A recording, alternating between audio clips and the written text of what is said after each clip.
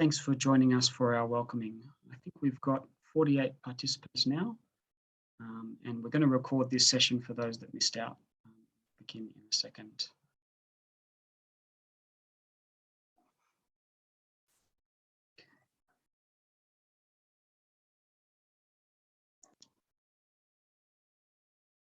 Okay, hopefully you can hear me okay.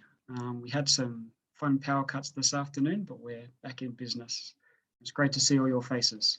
Good afternoon and welcome to the closing session of the PHA 2021 conference. I'll be your MC for the next hour, and we have a small number of items, including some closing remarks from Morgan, the announcement of prize winners, a vote of thanks from Sandra Tart, a prayer and a handover to our next conference conveners.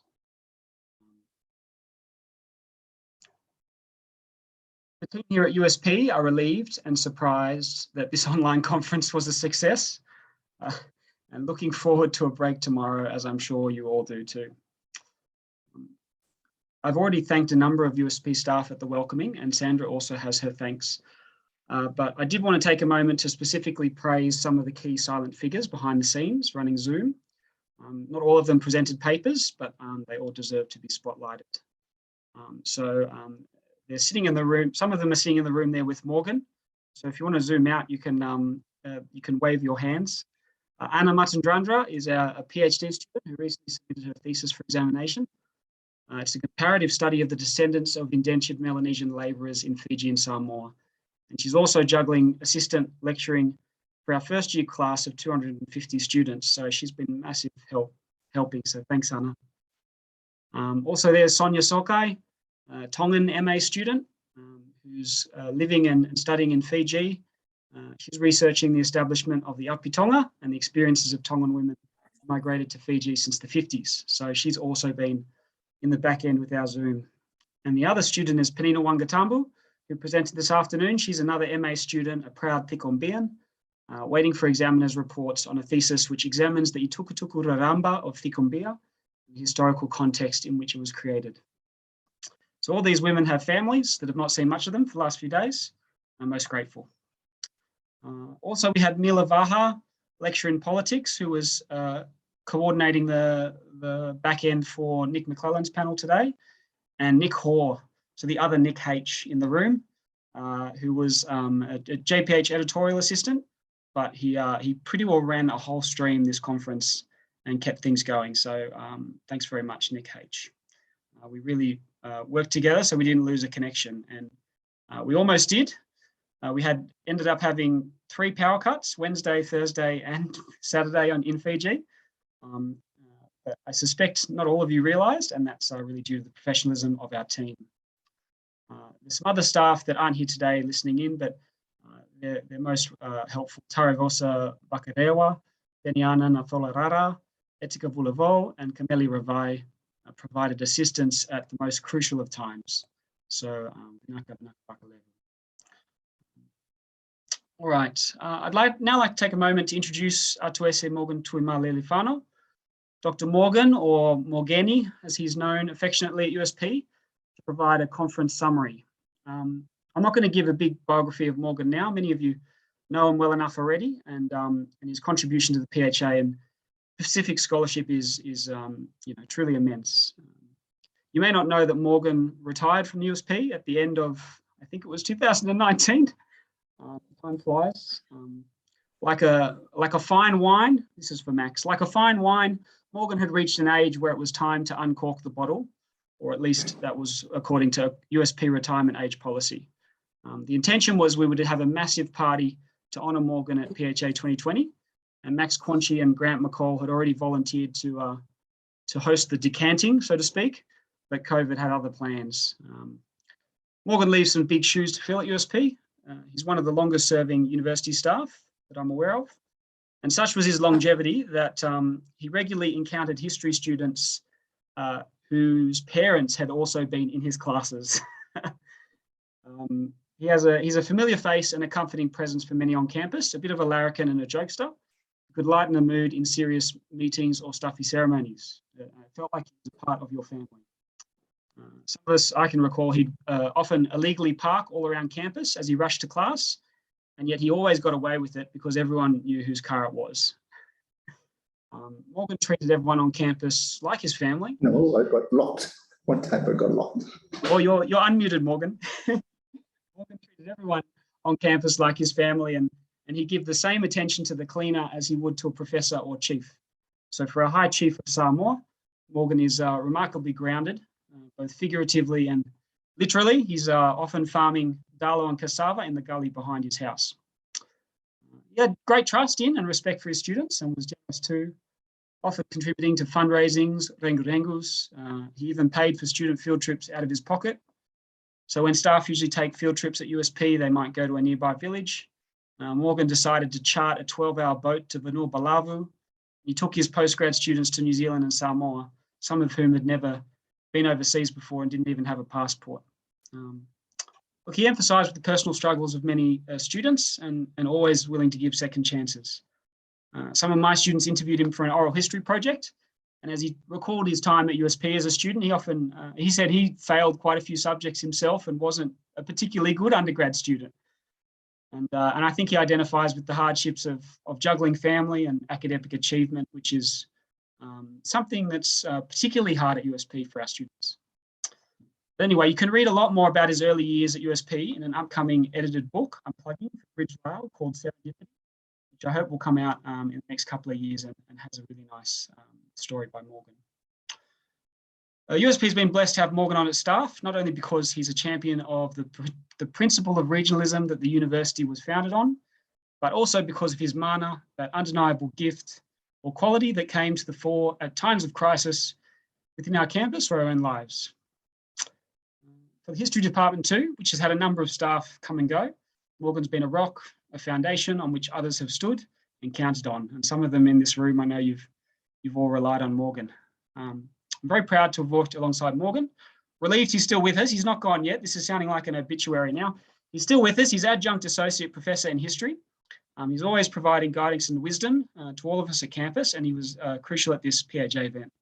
So we haven't formally acknowledged Morgan's years of service with a big thing at USP, but I'm glad this conference gave me the opportunity to say something about that here. And once Fiji's borders have opened, I think Max and Grant have promised to hold one cracker of a party in Suva.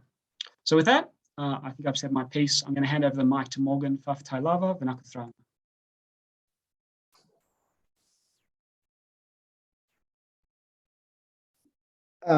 Thank you. That's a better obituary than I could have ever written myself. So thank you, Nick. I didn't realize you were taking all these notes. And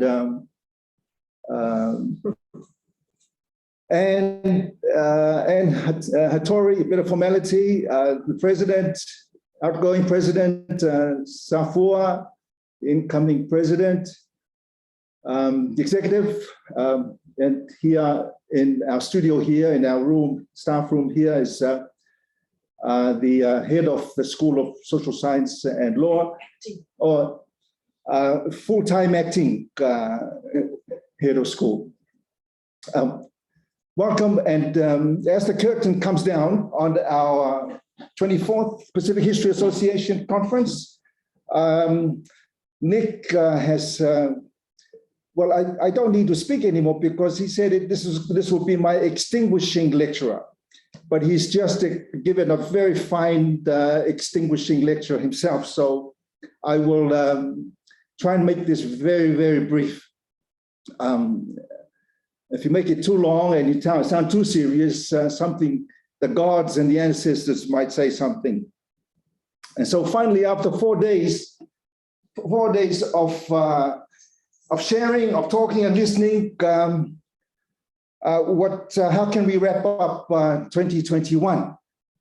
And this is a wrap up, but really just a comparison of, as Anne has mentioned, this is the third time that USP has hosted the Pacific History Association. So Nick said it would be a good thing to compare 1985 with 2021.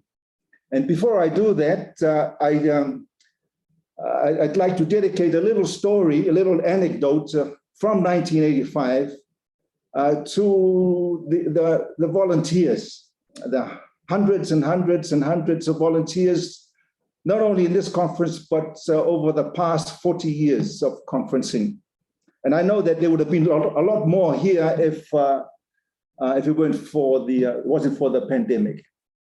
So I came to academia quite late, and 1985 I went back. I came to USB after 7 years of working as an administrative assistant for the registrar's office, mainly to fulfill family obligations.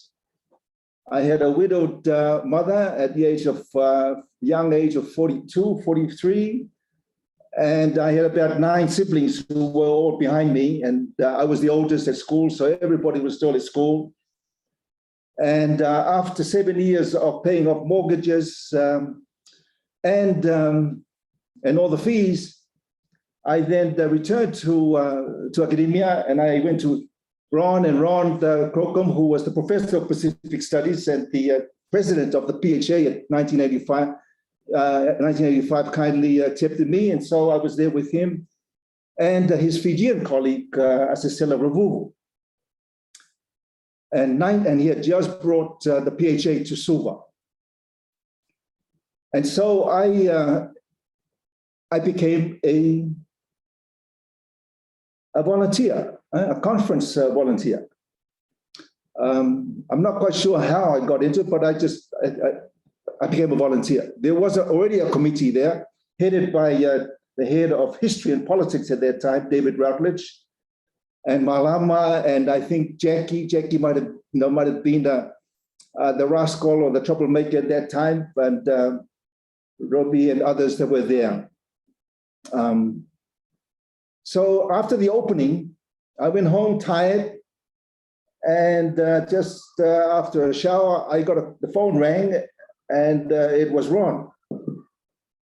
And I said, "Hi, Ron," and he said, "Morgan, where are you?" I said, "Ron, I'm tired, I'm at home." He said, "I need you here because there's a keg of beer here, and there's a whole bunch of distinguished academics standing around the keg of beer, and none of these distinguished academics know how to open a keg of beer."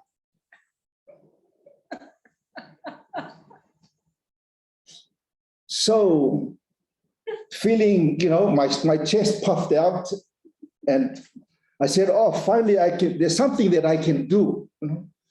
At least, if I can't present a paper, at least I can, maybe I can pop this keg." And I had never seen a keg of beer before, nor had I ever opened one. So, with that kind of stupid pride, the keg, there's a way of opening the keg. And I Googled it about 5 minutes ago. And there's a pump, right? You put the pump on the top of the keg, you screw it, and then you tap it. And that's the proper word. That's the right word for it. You tap the keg. Right? You don't open it, you tap the keg. And then once you tug on the pumps, then it starts pouring, and it'll pour out into the hose, and it's ready to be served. Well, instead of the beer pouring out of the hose pipe, there was a light shower inside the room. Yeah, it went right up to almost touched the roof. And all these distinguished,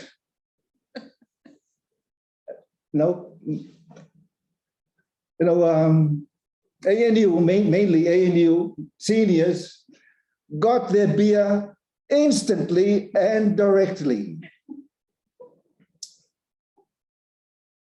I think Harry Maud Donald Denoon.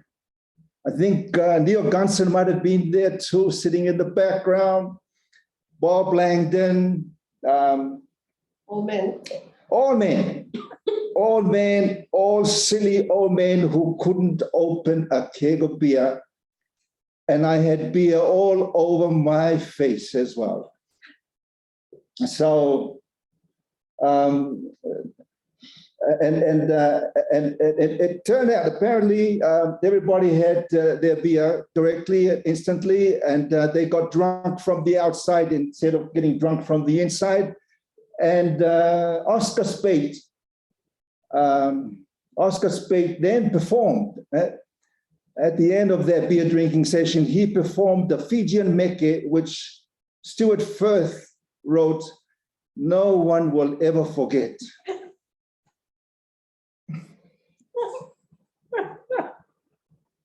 So, in closing the PHA, in closing this conference, I'd like to recall the closure of the 1985 PHA with Sione Latukefu. Oh yeah, that was the other drunk that night, was Sione Latukefu and a bunch of other Jesuits and Methodists, ministers disguised as postgraduate students or lecturers. And Sione, in his closing remark, he said, for anybody who thinks that he or she can summarize a conference such as this within a few hours, it would be what the Papua New Guineans say, long, long. And I don't want to be long, long, so Sione, say Sione, and I also do not wish to be long, long. And I will go straight to the statistics to try and cut through this 14 minutes. We had 3 keynotes, 33 panels, book launches, film screening, various board meetings. As Stuart Firth also said, there was an embarrassment of riches. Lovely phrase, isn't it? Lovely phrase, an embarrassment of riches. And to the moderators who kindly sent in their brief summaries, keep them coming, because I have no time to read and summarize them right now. And once the dust settles, maybe then Max and I can get together and produce a newsletter in a timely fashion. In 1985, the conference convener, as I said, was David Routledge, and he made this opening remarks, which again is unforgettable. And anybody in that room will never forget what his opening line. And he said, as he stood down there at the lecture theater, he said, "I feel like a fraud because there should be a Pacific Islander standing in my place." And I think that is the subject of another conference or another paper. That opening line, "I feel like a fraud," because I think everybody inside there felt very, very uncomfortable, both either indigenous or non-indigenous. That's another paper. But the bunch of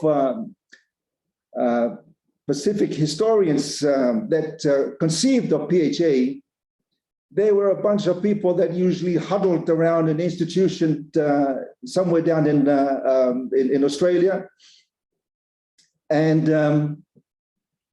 then they have after they excitedly talk to each other about the Pacific, then maybe a sandwich or a cup of tea, and then they go off to the beach, and that's it. But when they came here in 1985,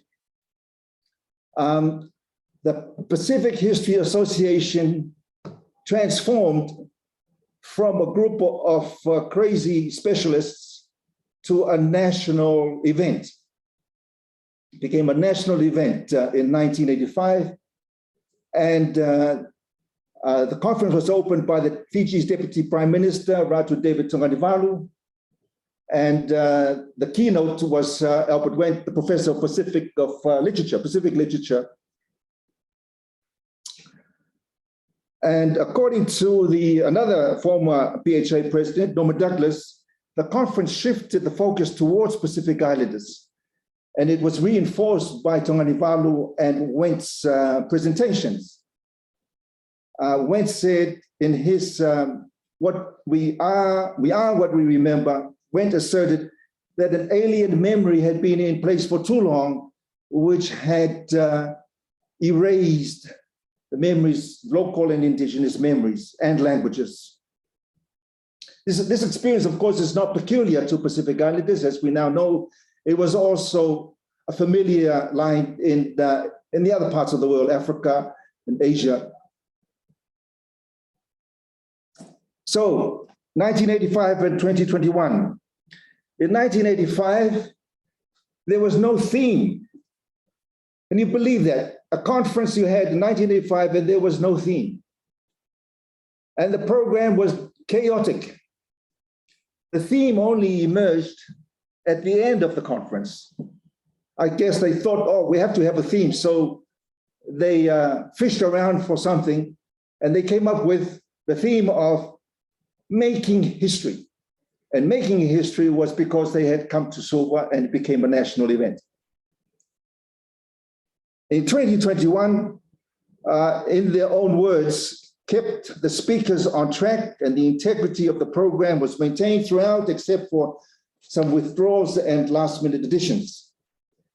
The complexion of these two conferences is also interesting to note. In 1985, the membership stood at approximately 70 and the attendance was approximately 150. And for the first time, a large number of Pacific Island students attended, including yours truly. The number of presentations was 73, split into 7 categories, including climate change. Yeah, back in 1985, there was already a session on climate change in prehistory. Of the 73 presentations in 85, 11 were Pacific Islanders, 2 were women, Atu Bain and Shireen Latif, and the and the men were Malama, Malaysia, Simeone Durutalo, John Waiko, Wasuka, Moffat Wasuka, Sione Latukefu from Tonga. So these were some, and of course, Campus was there. As a 22, 23-year-old, Campus was there presenting the paper. He was probably under instructions from Sione Latukefu, who was his boss down at PTC, as well as Apera from the Cook Islands. In terms of membership and engagement in 2021 this year, there was overwhelming Pacific participants, 33 panels, roundtables, about 160 to 175 speakers and 300 participants, which Nick said could have been more, but because of the restrictions in the platform. At the end of 1985, I had a discussion with 3 Pacific Islanders who attended as observers. And we were just on the margin. We were just sitting there watching all of this. And I'm a little bit surprised at what I recorded then. And I wrote, toward a Pacific setting and cultural context, the cultural context of Pacific Islands, born, trained intellectuals and academic, is largely set against the Western framework. To move towards the Pacific context, we need to talk more to Pacific Islanders, preferably in their own language, in their own way. That was in 1985 as a second-year master's student. I guess I was just still struggling for a topic and trying to find my way back into academia. Campus, who was then a 21-year-old, recounting his words, in their own words, he wrote, "If there is a hope I wish to convey, it is that the Gilbertese people will take pride in being in Kiribati and treasure with all jealousy and the wisdom and knowledge of their ancestors as found in the traditions."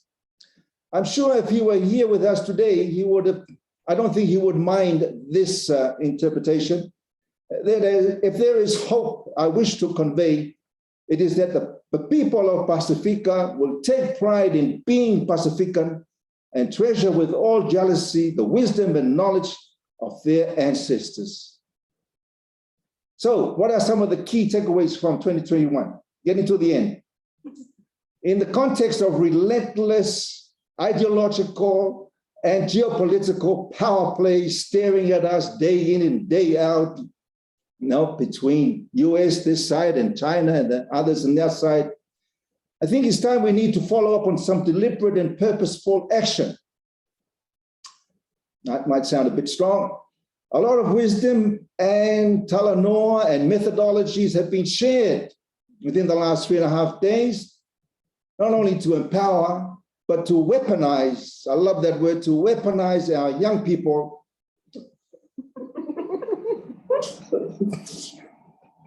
and a word that has been resonating around these last few days is collaboration.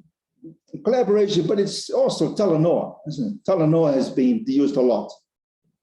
And the pandemic has provided a window on talanoa, and the fact that we've been able to meet like this shows that nothing is impossible with talanoa, including doing something as our core function as storytellers, teachers and researchers.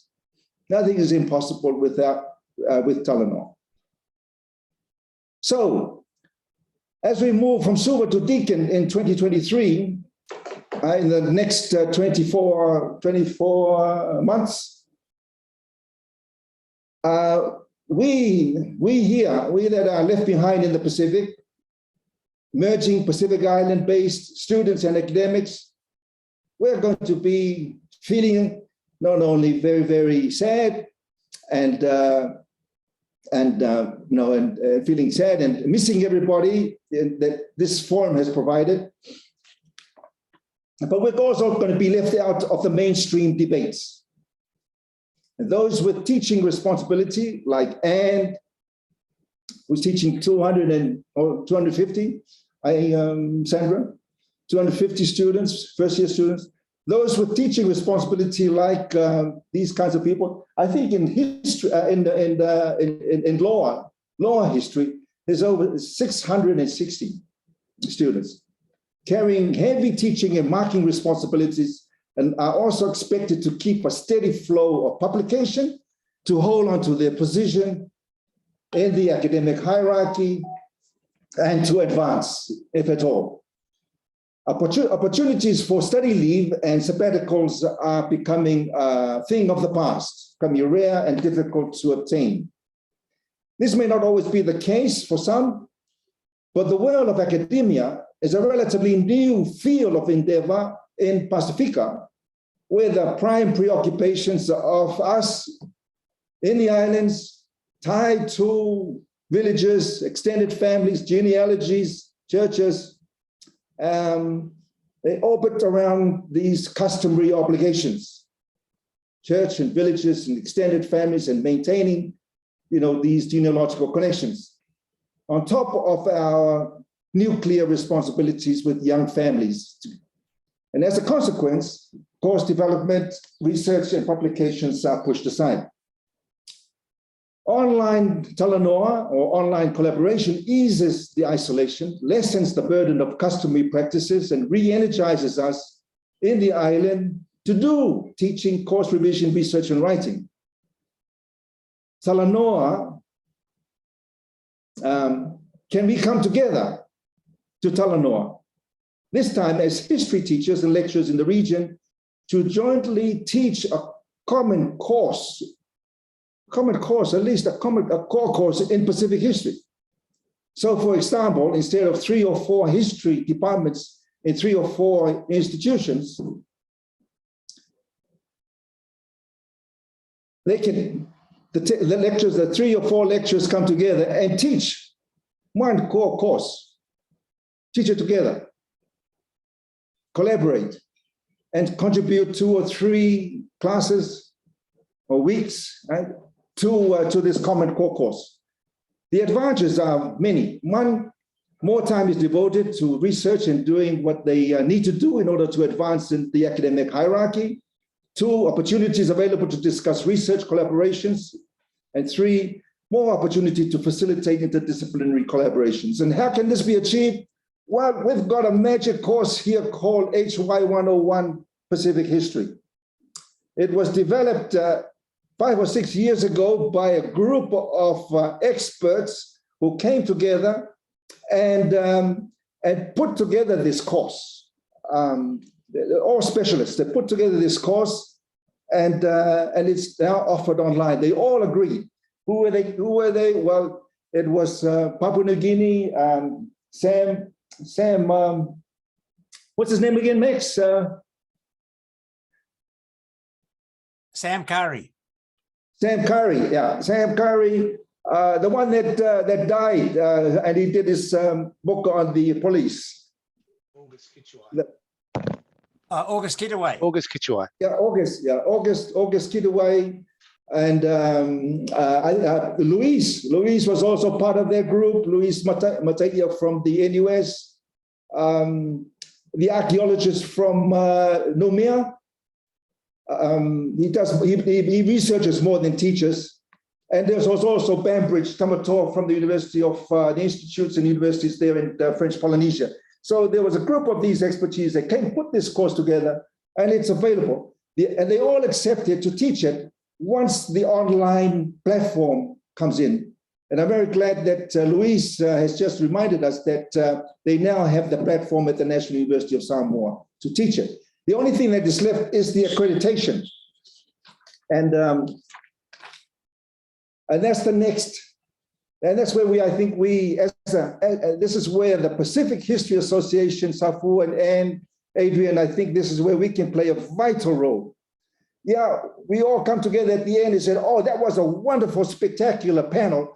And we're going to put a special issue of the Journal of Pacific History together. Or we're going to workshop this panel in order to be a really fancy material, resource material for, the elites. But, okay, 2 more minutes. This is the last point. Right? We are forgetting teaching. That is our primary core and principal existence here in the middle of the Pacific. It's still teaching, I'm afraid. And we have to try and synergize and funnel and channel the energies of the Pacific History Association to develop the teaching so that because we've got all the problems, all the challenges, what the challenges are. And so to facilitate the process, a proposal was discussed on Wednesday night at the biennial general meeting. And I hope I'm getting this right, Adrian, because the minutes hasn't been produced yet, but it was agreed to set up a group. I can give you the words for the minutes.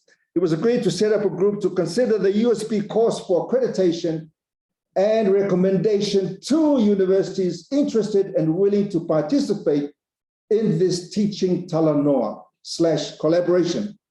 These collaborations will keep us in touch as an association and as a Pacifican family. The other thing too, I think that's really important is this, and this keeps cropping up in the last recent Pacific History Association, is I think there is a tension. There is some kind of problem between the North and the Southerners and the Northerners. Southerners here with the British tradition and the Northerners with the presidential American Donald Trump tradition. And I think we have to try and heal that division. It's been going on for too long, and I think it undermines and it hijacks whatever we try to do to bring everybody together. There's something that I think there's a problem there that I think this collaboration can bring us closer together. Right, I'm going to pause there and then say we have had a powerful week. Beautiful, inspirational, and deeply spiritual. We have written a new chapter in the history of the Pacific History Association despite the pandemic. despite the COP26 and everything that did not happen there. The sense of belonging and unity is as strong as it was in 1985. And there is an additional sense of staying in touch. We must stay in touch. We must know and collaborate to follow up and act on our promises. So help me God. Pafitai telelava.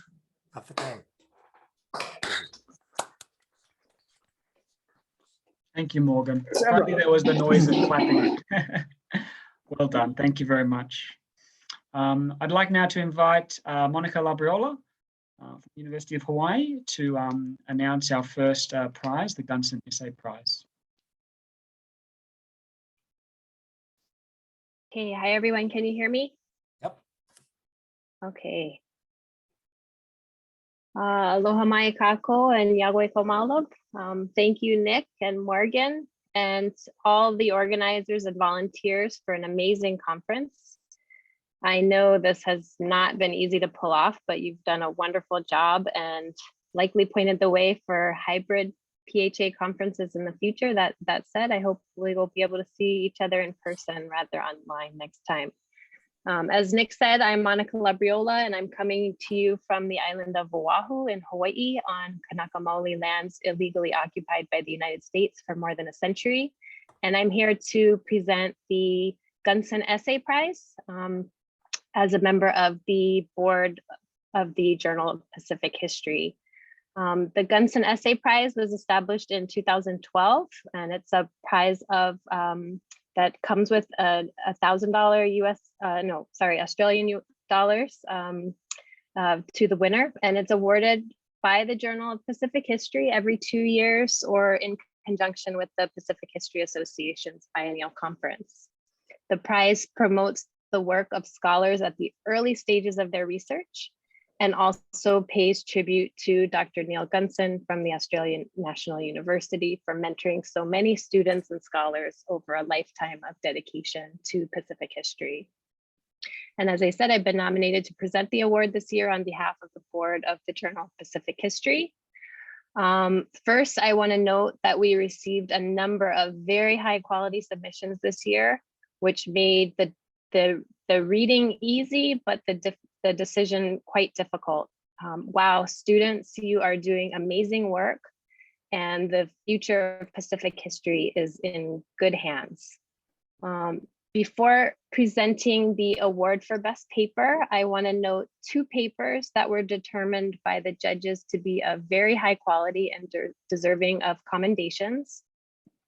The first is a commended paper, and that is When It Rains in Suva Towards Pacific Environmentalism by Marco de Jong from the University of Oxford. And the judges wanted to note that this essay addresses a significant topic by examining an aspect of the genealogy of the nascent Pacific, or the then nascent Pacific environmental movement that has been heretofore overlooked, and the link between the environmental setting of the regional meetings that are discussed in the paper really helped ground the essay with a sense of place. And the author uses a good range of sources to foreground a significant moment in the 1970s for Pacific environmentalism. So great work and congratulations on that. The next one I'll mention is highly commended. And this is, the title is Not Proper, Not Orthodox, Locating Women's Leadership Experiences in the LMS 1872 to 1898. And the author is Deborah Lee Talbot from Deakin University. And this essay really does an excellent granular read of wide-ranging sources to find traces of women's leadership, both Indigenous and non-Indigenous in this moment. And there was a really good balance between the case studies presented of 2 women. And sorry, I'm going to mispronounce the name, Geua and Fan. Sorry for my pronunciation. And their parallel but divergent and intersecting leadership around the LMS. So congratulations, it was a really excellent paper. And then the next one, last but not least, is the best entry. Congratulations to Harry Needham from the ANU, who wrote a paper called A Story of Our People's Triumph, Nauruen Histories of Angam.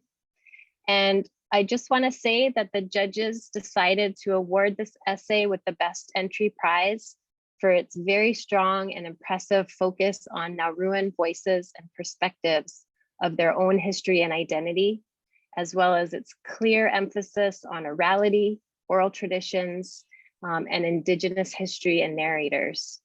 The narrative is very compelling and engaging, provides a rich sense of Nauruen historical experience over time, and provides a history of Nauru that is largely absent from historical scholarship.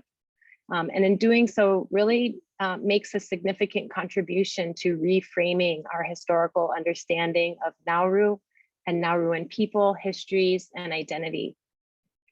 And also, I'll just note that while not a requirement for the award, the judges also felt that this essay aligns very well with the theme of this year's PHA conference in their own words. So congratulations to Harry and to all the students who entered papers this year. On behalf of the judges and JPH, please continue to do the good work. And congratulations to all. Thank you. Thank you, Monica. I'd now like to invite Jacqueline Leckie to announce the Ato'ese Tewa Prize. Kia ora koutou katoa and Nisa Bulavanaka. Can you hear me, everybody? Good. I'm very honoured to present the Ato'ese Tewa PHA Prize today. I do this as chair of the prize committee and as a judge, but also because of my long association with Terry through PHA. The prize is to, Nick, could you put up that, please put up that screen? Yeah. The prize is to honour Terry's legacy and her contribution to an Indigenous, creative, interdisciplinary take on Pacific history. I could do it, Nick. Oh, yeah.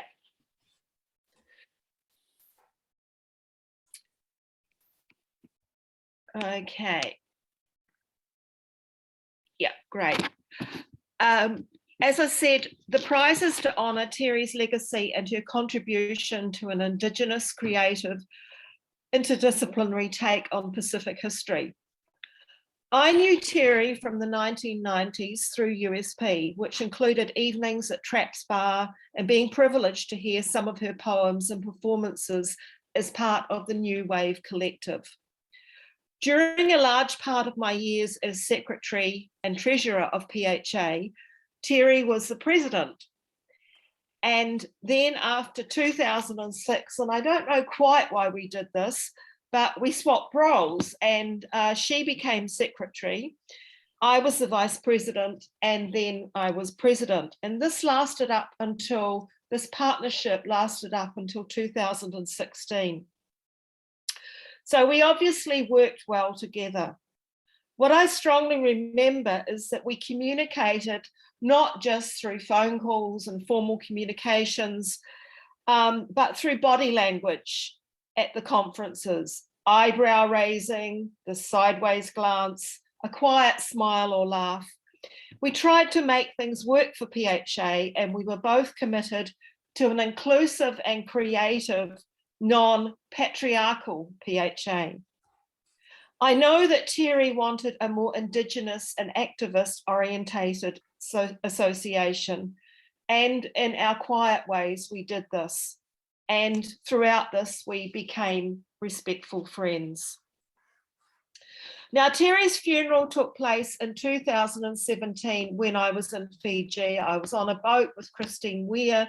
We're visiting the Nasalai Reef where the ship Syria that had been carrying indentured labourers had wrecked in 1884, indentured labourers from India. In 2017, a moving reconciliation was made between the descendants of the Ato'ese who had rescued and buried those Gametias, and their descendants were adopted into the local Vanua. And I think that's the kind of historical remembering and activism that Terry, if I may say so, would have loved to have been part of.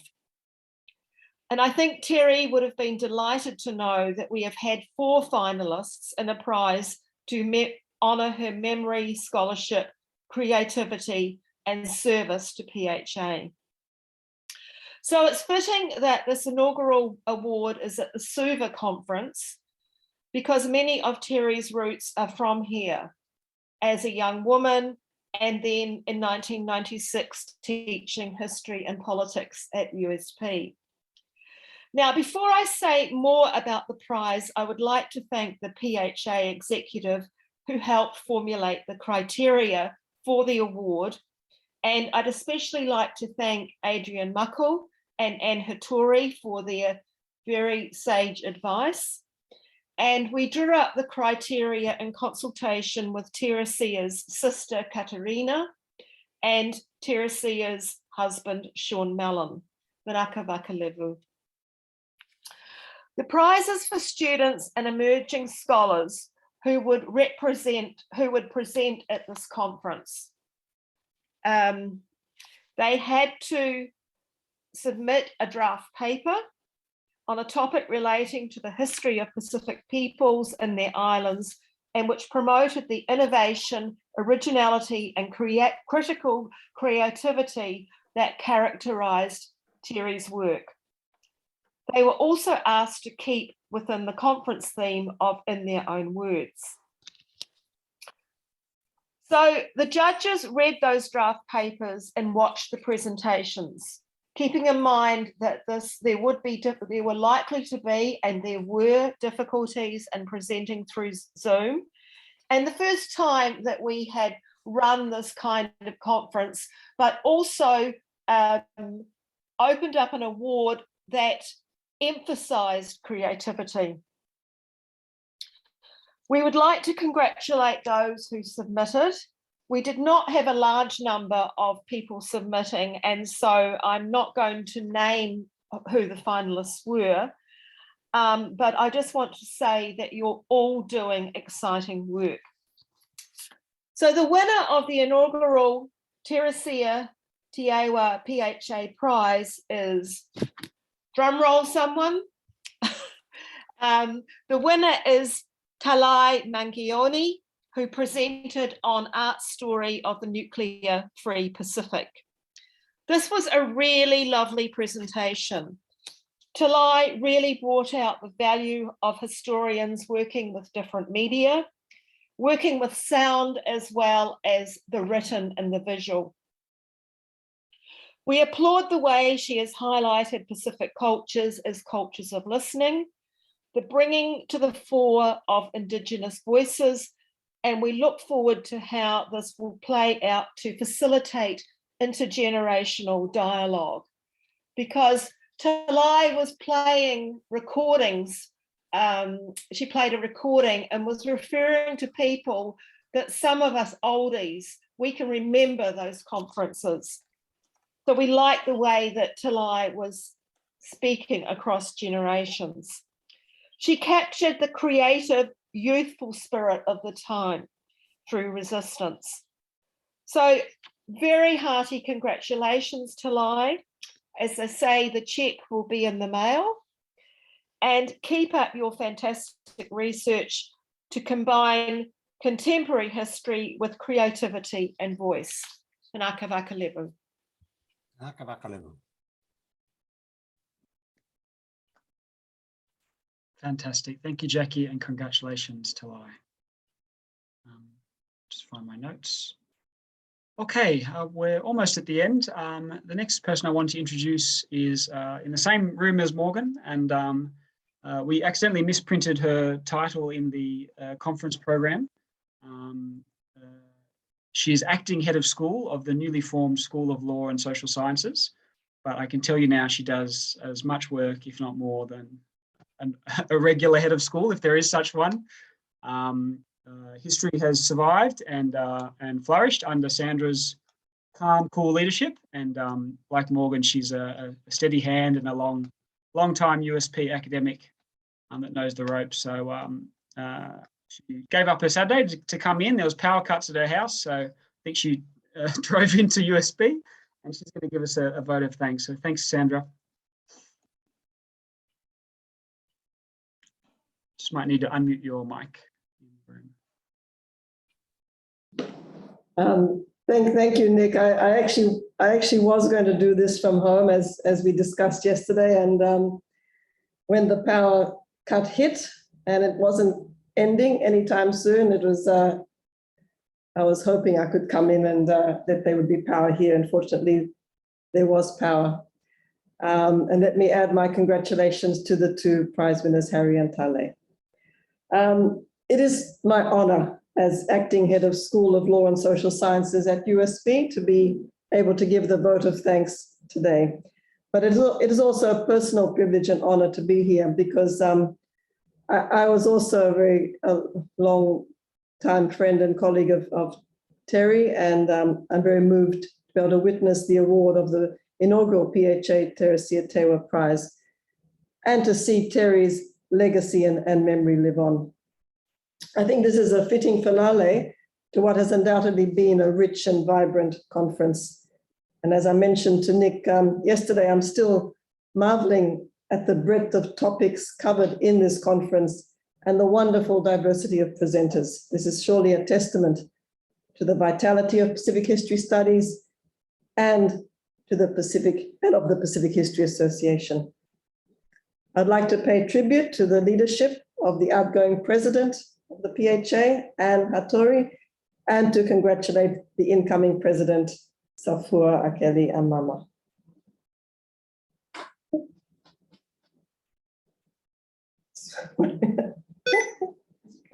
Sorry?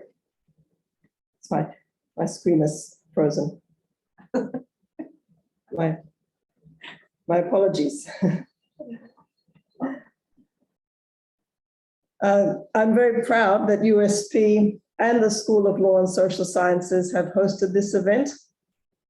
I think it has been a much needed boost to our morale at what has been and it continues to be a difficult time.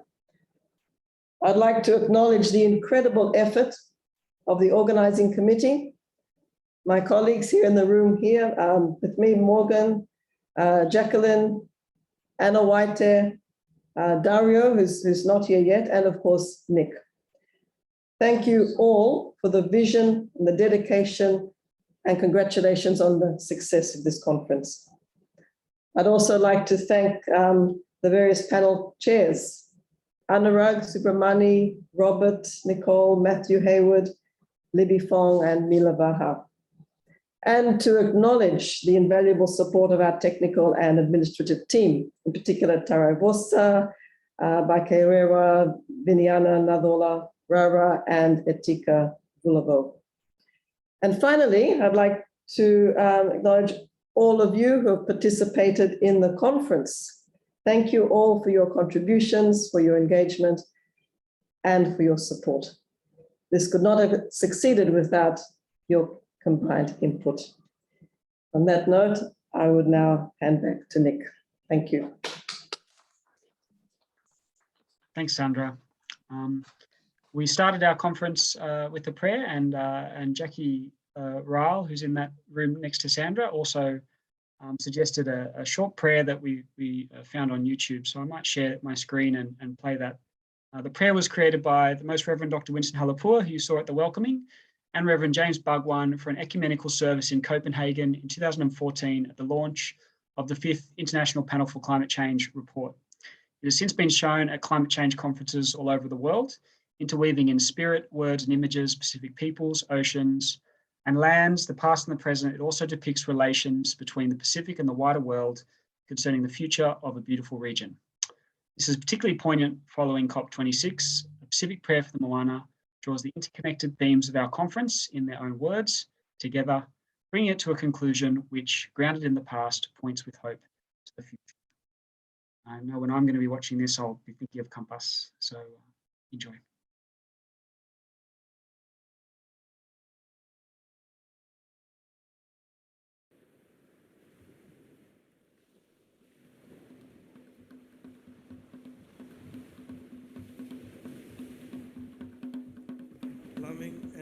amazing God. You are God of the universe and all creation.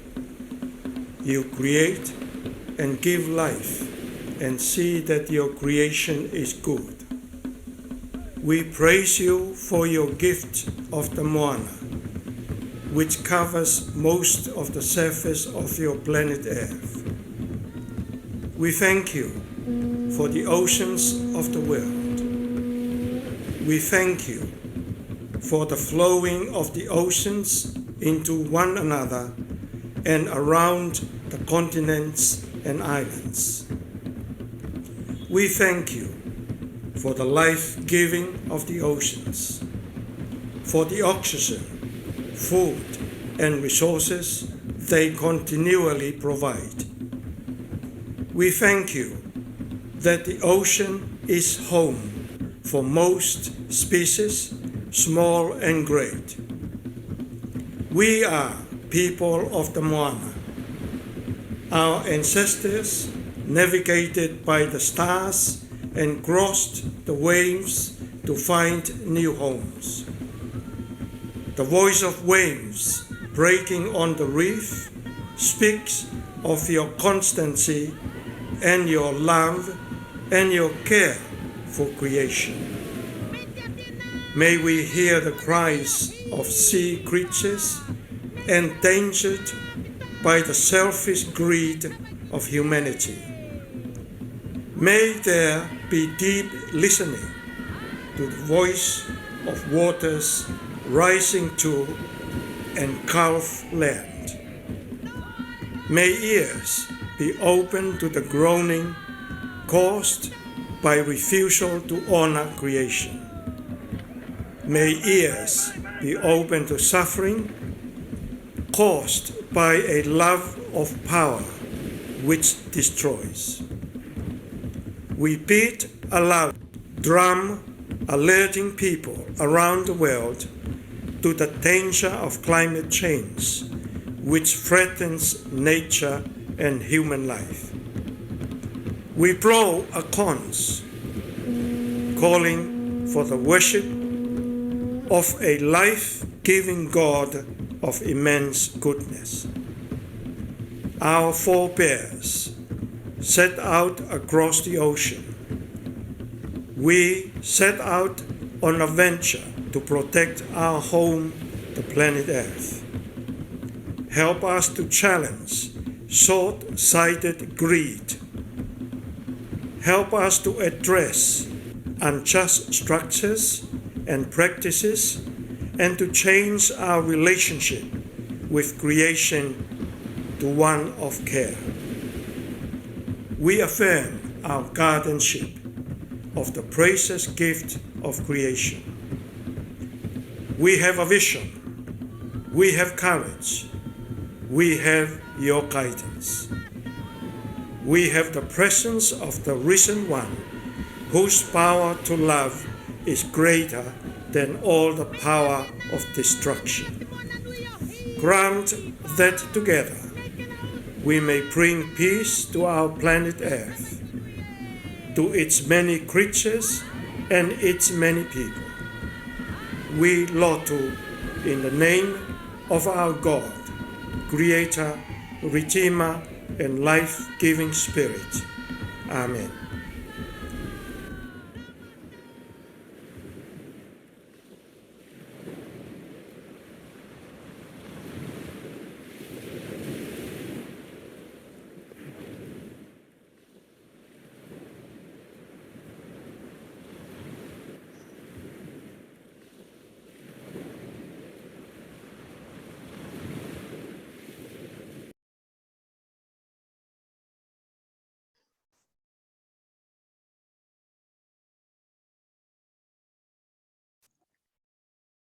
Thank you. And I'll put a link to that YouTube video in the chat a little later. So that will conclude our role as proud hosts of the PH2021. I'm about to hand over to Anne and Adrian, but I just want to let you know that you can rewatch our welcoming and student welcome videos on YouTube. And we have recorded this closing and we'll put that up on YouTube as well. Jackie and I came up with an interesting idea. So in the spirit of reciprocity, We ask if conference registrants want to record their own short video, no greater than 1 minute, where you say goodbye, God bless, or whatever farewell greeting you like in your own language. You can email it to us at the PHA2021@gmail.com, and we'll try our best to stitch them together for YouTube. So that might complement the welcome video from our students. I'll send more details in sort of a wrap-up email after I've had a good long sleep. So with that, I'd like to now hand over the microphone to Anne and Adrian, who will take over from here onwards. Thank you. Yeah, thank you, Nick. There are hardly words. From start to finish, you guys have really astounded us and impressed us, and it's been a very emotional few days, and many of the chat comments are reflecting that. So Vinaka Wakalevu, Nick, to you and Morgan and your whole team, there are many of you.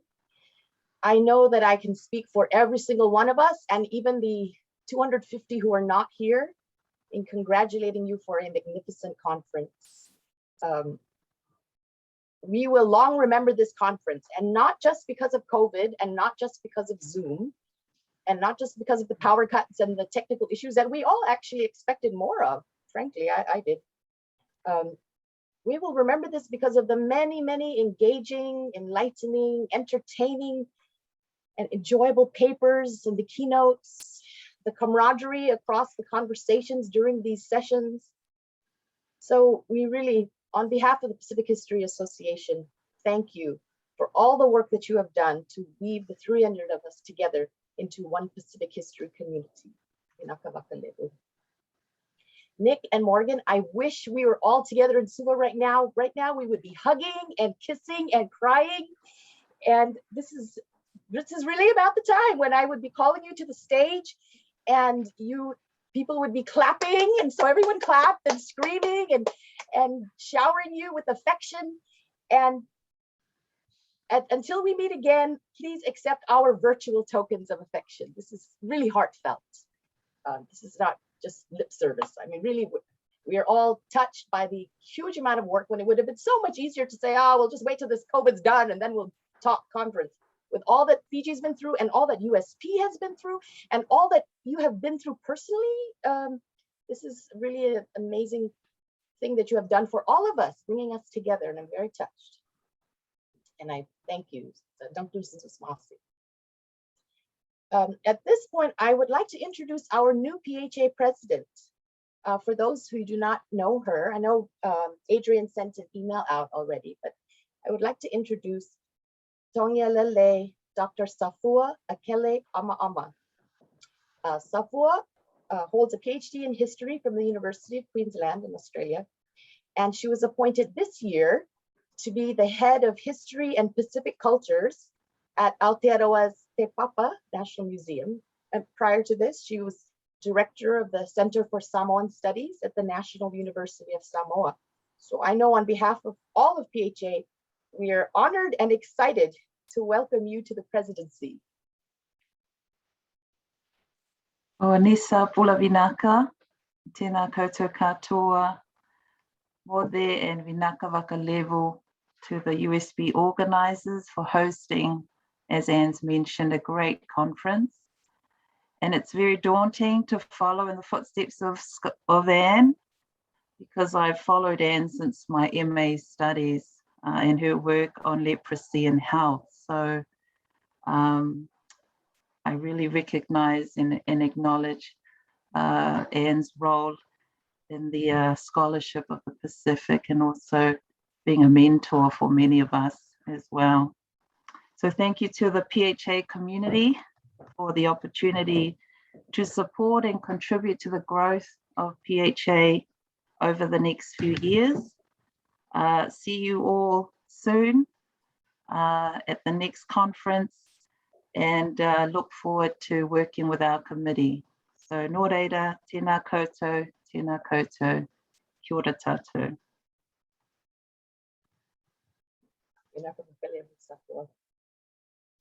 I would like to also take this opportunity to acknowledge and thank Adrian Muffle for his superb service to PHA. Even if you don't know Adrian, okay, just from reading his secretary treasurer report, you already will know that he is a hardworking, efficient scholar with amazing attention to detail. But what is perhaps less apparent in his reports is that he is also a kind, generous, and humble human. Adrian, PHA and Sapua are fortunate to enjoy your many contributions to our organization. So as I exit, I just want to thank you, but also acknowledge that you are just like the Superman. I have loved working with you. Thanks, Adrian. Well, thank you, Anne and Safua. That's very generous comments. I think just at this stage in proceeding, I just wanted to add my heartfelt thanks to everyone as well.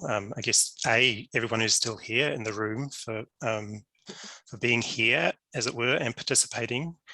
There was a talk in the chat a little bit earlier about, I think the boost to morale really has been global, both here in Wellington and I think everywhere we've been hanging out for this conference. So it has just been so great. And I've been really impressed just at the sort of the critical mass in each of the sessions that I've sort of had the chance to be at. It's been really great.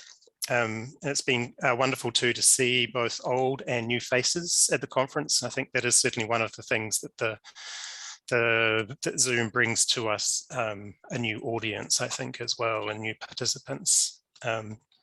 So I think that's something we really need to think about how we can build on that in the future. Thanks again to Nick, Morgan, and the USP team. Thank you also to Jackie and Anne for officiating the inaugural prize in honor of Teresia, and to Monica Labriola and the JPH-PHA Combined Committee for the Gunson Prize. And especially congratulations to the prize winners. I think it's one of the few times that we've actually had the Gunson winner at the conference, apart from perhaps the inaugural Gunson winner, Nick Hoare, back in 2012. It's not often been the case that the winner's been present. So double congratulations, Harry. As treasurer, I'm obliged to say that if you're still attending the conference and have managed to get in without registering, but would like to become a PHA member, please do email me, 40 New Zealand dollars. It's not a great deal, even cheaper for students. So you'll find my email very easily. As Morgan mentioned, on Wednesday, we had our general meeting. And yes, noted Morgan, we committed to peer reviewing the online course. So that's right at the top of the agenda for the incoming committee. And I'd also just like to acknowledge that, as well as appointing Safua to be president for the next term, we also appointed to the position of vice president, Nick Holter, who will take over that position, and to join the executive committee, Anawaiti Matandrandra, who's joining that committee as well, along with Anne as outgoing president. And in addition to the existing committee members, the new members of the consultative committee, Francis Steele, Joe Frukona, Matt Cavett, Deb Talbot, and Kate Stevens, I hope I haven't missed anyone out, were also newly joining that wider PHA committee. So welcome to them as all. Obviously, the conference really is PHA's sort of core business. It is the thing that mostly brings us together. But I did note at the meeting the recommitment from, I think, Jackie and Helen to perhaps rerunning an interim seminar series between now and the next conference. So I'll remind you about that next year. But yeah, the core business is the conference. And so at the general meeting, we looked a long way ahead and we received a very early expression of interest for the 2025 conference, hopefully in Hawaii. So we look forward to seeing how that idea and early expression plays out over the next 4 years. But more immediately, we confirmed that the 2023 conference will be held at Deakin University on its Geelong campus just under 2 years from now, on the 1st to the 4th of November. and what we anticipate will be a hybrid event. So I'd just like at this point to invite either Helen or John to perhaps briefly give us a plug for the Deacon Conference and what we might be able to look forward to. Thanks, Adrian, and thanks, Anne, and I'd just like to add my own congratulations and great thanks to the organisers of what I think has been just a remarkable conference, an extremely hard act to follow, may I say. Yes, we on behalf of Helen and the Deacon crew, and you've met quite a few of them, I think. We've had a large contingent of presenters from my university at this conference. And on behalf of everyone, we're so delighted that we will be hosting the PHA, the next conference, 25th conference, in a little under 2 years' time, as you say, Adrian. I think it's probably appropriate for us all to take some time out to think about, to rest, to think about what we've heard, what we've learned over the last 3 or 4 days, and just let it sink in, and perhaps allow us time to respond to some of those just remarkable ideas and thoughts that have been conveyed. And then already we're beginning to make initial noises about planning, so expect to hear from us in 2022, and I think I'll leave it at that. We'll look forward very much to seeing you and more on the shores at the Geelong Waterfront campus, ideally, and also through this means, through our computer screens. So thanks. Helen, did you want to add to that? Yes, thanks very much, everyone, for the vote of trust and faith in our capacity to host. It's such a hard act to follow. I'd like to clone Nick Holter and see if we can bring a form of Nick in some way or another to Geelong to help out. It's just been fantastic. We've been so impressed. It's been a delightful, wonderful conference, and we look forward to welcoming you all to Geelong in a couple of years, either in person or perhaps on Zoom, if depending on a whole lot of circumstances. We're just near Melbourne, so you can come for the spring races as well as the intellectual stimulation. So yeah, thanks very much for the vote of confidence in our ability to host the conference. Thank you. Thank you, John and Helen. Well, guys, on behalf of PHA, it's time to say goodbye. And oh, I mean, I'm hoping for a face-to-face. I'm hoping that we're going to start that conference with a party for Fiji and then end it with a party for Deacon. It's going to be a very festive conference. I just know it. I have faith. So until then, everybody, look out for Adrian's emails and some online seminars, and everybody stay safe. God bless.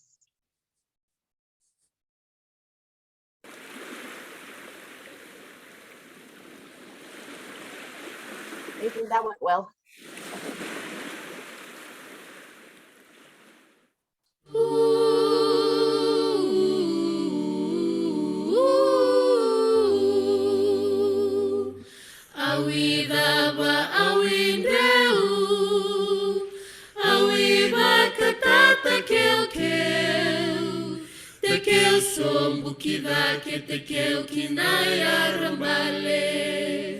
Bukanike de kasau, bukanike ndiria kalau.